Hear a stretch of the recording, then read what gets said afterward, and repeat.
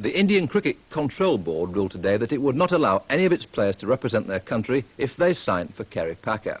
India are due to take part in the Prudential World Cup in this country this summer, followed by a test tour. It's thought at least 6 Indian players have signed or are about to sign for Kerry Packer. At Haydock Park, 8 entries for this year's Grand National were among the starters for the 3-mile Greenall-Whitley handicap chase.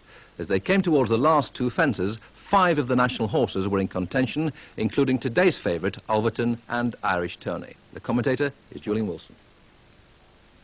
But Irish Tony's making a bit of ground from the back as they come towards the second last fence.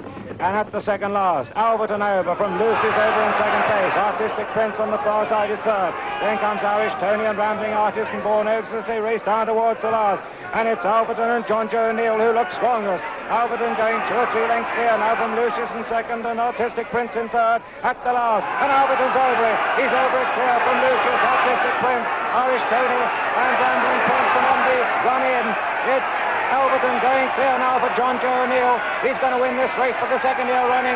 Alverton storming away now, and what a Grand National trial this is. Alverton going further and further clear as Lucius gets very, very tired indeed, and Artistic Prince plugs on, and Rambling Artist is running on again. But Alverton with a lead of 15 lengths at the line. Alverton's the winner. And the clear-cut winner was followed by Rambling Artist, Lucius and Artistic Prince, all Grand National entries. In Spain, soccer players are to go ahead tomorrow with their first strike. Players' representatives say that after a week of negotiations over their contracts, there's no chance of the strike being called off. From Madrid, Christopher Morris reports. Spaniards have still been hopefully filling in their pool's coupons, but no one's likely to hit the jackpot this week.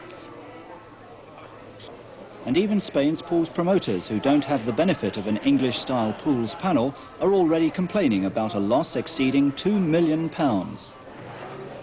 The Spanish clubs, though, will suffer most. Real Madrid, the most famous of all, is no exception.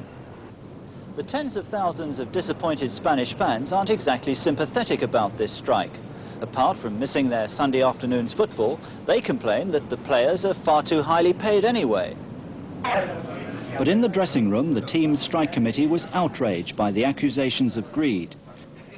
Yes, maybe some of the players were earning more than £100,000 a year. But this was a strike about players' conditions, not money. They want freedom to negotiate their own contracts. Also, social security benefits, health insurance, pensions, something they don't get under the present system when their playing days are over.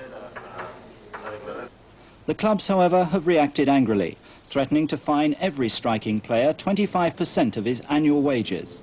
And the club bosses all agree this first ever strike by Spain's soccer stars is not very sporting. And that's the news and sport on 2. Our late news tonight at 11 o'clock.